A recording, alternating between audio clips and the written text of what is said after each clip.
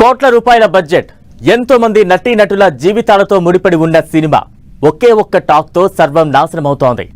Release రోజు first షోకే negative talk బయటకు వస్తుండటంతో ఎన్నో అంచనాలతో తీసిన మూవీ బాక్స్ ఆఫీస్ దగ్గర బోల్తా కొడుతోంది. దీనంతటికీ బ్యాడ్ పబ్లిసిటీనే కారణమట. ఇదే ఇష్యూపై ప్రొడ్యూసర్ శిరీష్ చేసిన కామెంట్స్ టాలీవుడ్ లో చర్చనీయాంశంగా మారాయి.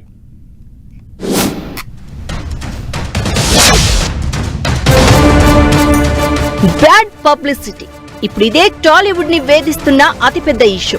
స్టార్ హీరోలతో సినిమా తీస్తున్న డైరెక్టర్లు, ప్రొడ్యూసర్లకైతే నెగటివ్ టాక్ అనేది పెద్ద హెడ్ఏక్ గా మారింది.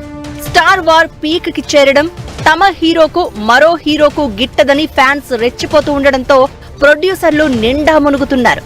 ఫస్ట్ షో పడక ముందే బ్యాడ్ పబ్లిసిటీ చేయడం, రిలీజ్ తర్వాత నెగటివ్ రివ్యూలు రావడంతో ఎన్నో అంచనాలతో వచ్చిన సినిమాలు ఫ్లాపులుగా నిలుస్తున్నాయంటున్నారు. కొందరు హీరోల ఫ్యాన్స్ అయితే పనిగట్టుకుని మరీ నెగటివ్ ప్రాపగాండా చేస్తున్నారట.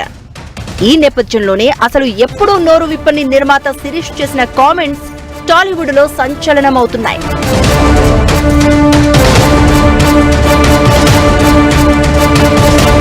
జనవరి 10న గేమ్ చేంజర్ సినిమా రిలీజ్ అయింది.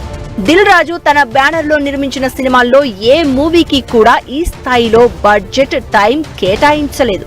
ఈ సినిమాలో సాంగ్స్ కైన ఖర్చుతో సంక్రాంతికి వస్తున్నాం సినిమా కంప్లీట్ చేశారంటే గేమ్ చేంజర్ పై ఎంత నమ్మకంతో అంత బడ్జెట్ పెట్టారో అర్థం చేసుకోవచ్చు. కానీ చాలా మంది సినీ పెద్దలు సినిమాపై నెగటివ్ కామెంట్స్ చేశారని, సంక్రాంతికి వస్తున్నాం సినిమా ఆ ప్రాబ్లమ్స్ అన్నింటినీ సాల్వ్ చేసింది అన్నాడు శిరీష్. తాము బావిలో పడిపోతున్నామని ఎంతో మంది సంతోషపడుతున్నా సంక్రాంతికి వస్తున్నాం సినిమాతో బయటపడ్డామన్నాడు. శిరీష్ చేసిన కామెంట్స్ ఇప్పుడు టాలీవుడ్ లో చర్చనీయాంశంగా మారాయి.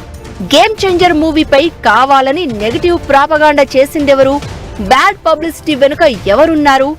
నెగటివ్ కామెంట్స్ చేసిన సినీ పెద్దలు ఎవరు? ఇప్పుడు ఇదే టాక్ ఆఫ్ ది టాలీవుడ్ గా మారింది. ఇలా ప్రతి సినిమాకు bad publicity, negative talk create చేసుకుంటూ పోతే ఇక టాలీవుడ్ సినిమాల పరిస్థితి ఏంటన్న ఆందోళన కంటిన్యూ అవుతోంది.